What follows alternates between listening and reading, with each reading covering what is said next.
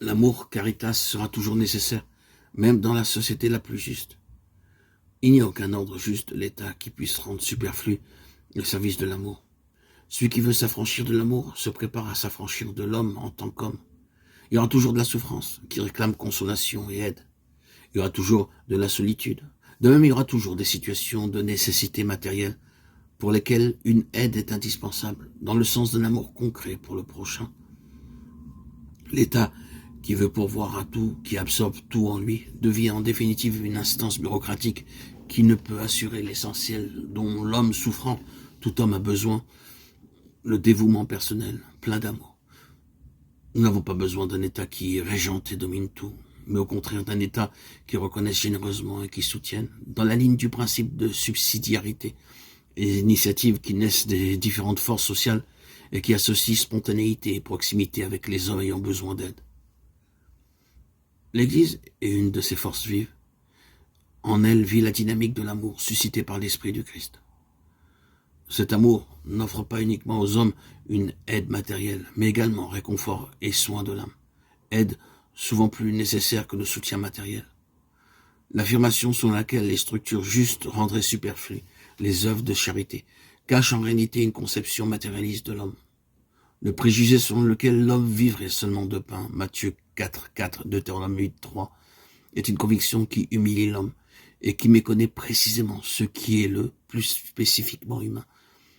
Ainsi, nous pouvons maintenant déterminer avec plus de précision dans la vie de l'Église la relation entre l'engagement pour un ordre juste de l'État et de la société, d'une part, et l'activité caritative organisée, d'autre part.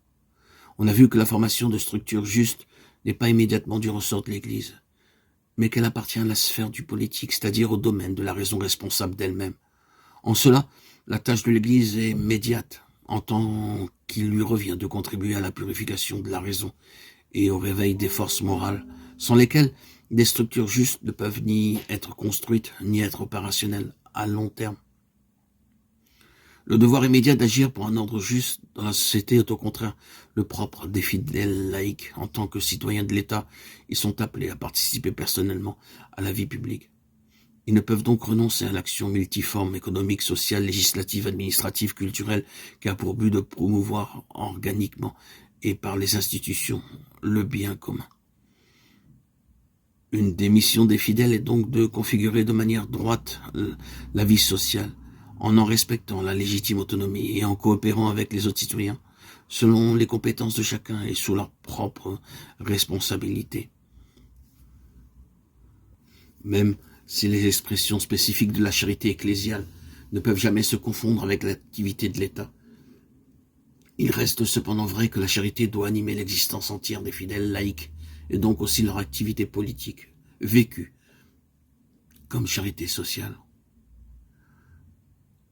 Les organisations caritatives de l'Église constituent au contraire son opus proprium, une tâche conforme à sa nature, dans laquelle elle ne collabore pas de façon marginale, mais où elle agit comme sujet directement responsable, faisant ce qui correspond à sa nature. L'Église ne peut jamais se dispenser de l'exercice de la charité en tant qu'activité organisée des croyants. Et d'autre part, il n'y aura jamais une situation dans laquelle on n'aura pas besoin de la charité de chaque chrétien, car l'homme, au-delà de la justice, a et aura toujours besoin de l'amour.